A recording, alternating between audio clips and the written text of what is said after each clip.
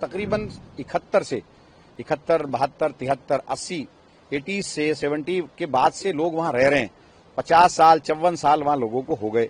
आपने अचानक उसको अनऑथराइज से अलग कर दिया, अचानक जो है आपने पीएम उदय से अलग कर दिया। जो जीएनसीटी एक्ट है, जीएनसीटी एक्ट में 2014 से लेकर 2026 तक वो एरिया तो वहीं था, वो उसमें कवर्ड क्यों नहीं होता? तो ये जिस तरह से डीडीए इस पूरे इलाके को डेमोलिशन करना चाहती है वो मेरी समझ से बाहर है। हम लोग सुप्रीम कोर्ट गए इस नोटिस को लेकर के, जो लोग हैं वो सुप्रीम कोर्ट गए। सुप्रीम कोर्ट ने वैकेशन बेंच ने इसको जो है खुद जो है लगाया है, उसके अंदर जो इसके अंदर बेंच सुन रही है, रेगुलर बेंच के अंदर लगाया जो 15 जुलाई तक है।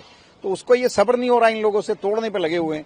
आशियाना बनाने में जमाना लगता है। जिन लोगों के घर वो टूटने वाले हैं, जो बर्बाद हो रहे हैं, उनसे पूछिए ना, उनकी तकलीफ को जानिए।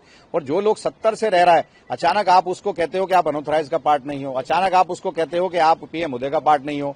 देखिए, पीआईएल में 3 दिन का जो है आज जो है डिवीजन बेंच ने टाइम दिया है। जो भी लोग हैं जिनके नोटिस लगे हैं, जो इफेक्टेड पार्टीज हैं, वो 3 दिन के अंदर सारे के सारे जो है अपनी जो है वो रिट फाइल कर सकते हैं इंडिविजुअल।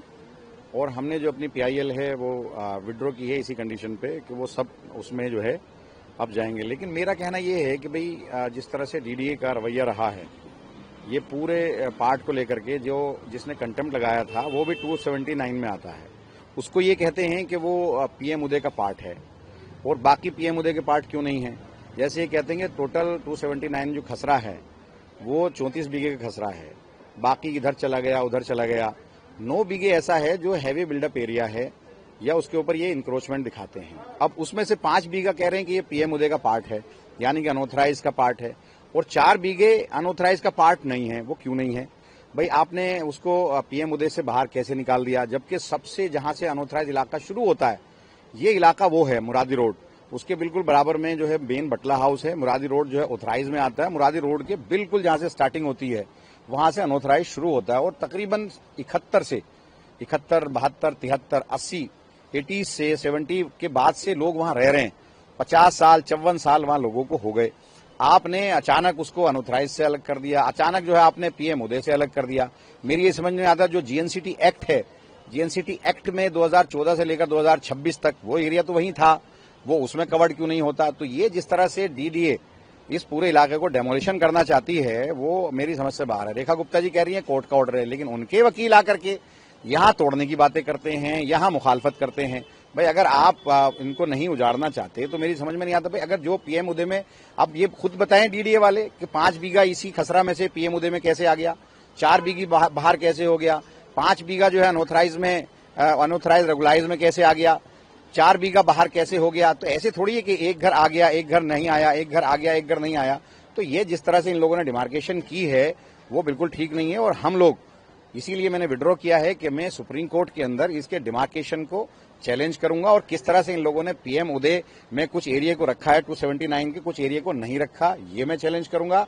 27 जो जीएनसीटी एक्ट है 2014 से 2026 तक पार्लियामेंट का एक्ट है, उससे इसको बाहर कैसे किया, अनऑथराइज का वो पार्ट है उससे कैसे बाहर किया। क्योंकि मैं वहां एमएलए हूं और हमेशा से मैं उस इलाके को डेवलप करता रहा हूं, एमएलए लेड फंड से भी, अनऑथराइज कॉलोनी के पार्ट पैसे से भी, और मैं उसको हमेशा करता रहा हूं। तो ये गलत है और ये बिल्कुल पूरी तरह से बटला हाउस को तोड़ना चाहते हैं और इसके पीछे डीडीए और बीजेपी की हुकूमत पूरी तरह से लगी हुई है। डीडीए की तरफ से कहा गया कि सुप्रीम कोर्ट का जो आदेश है उसको कंप्लाई कर रहे हैं और इसीलिए नोटिस जो है वो लगाया गया है। सुप्रीम कोर्ट ने 15 दिन का समय भी जो मौके। भाई आप ये बताइए, हम लोग सुप्रीम कोर्ट गए इस नोटिस को लेकर के, जो लोग हैं वो सुप्रीम कोर्ट गए। सुप्रीम कोर्ट ने वैकेशन बेंच ने इसको जो है खुद जो है लगाया है, उसके अंदर जो इसके अंदर बेंच सुन रही है, रेगुलर बेंच के अंदर लगाया जो 15 जुलाई तक है।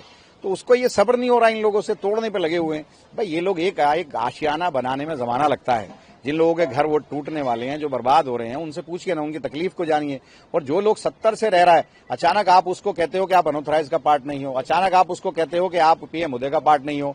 कुछ एक घर पीएम उदय का पार्ट है, वही आदमी जिसने कंटेम्प्ट लगाई, मतलब वो भी 279 के अंदर आता है, लेकिन उसका घर पीएम उदय में है, उसको बचा दिया, उस पर नोटिस नहीं लगाया। क्यों?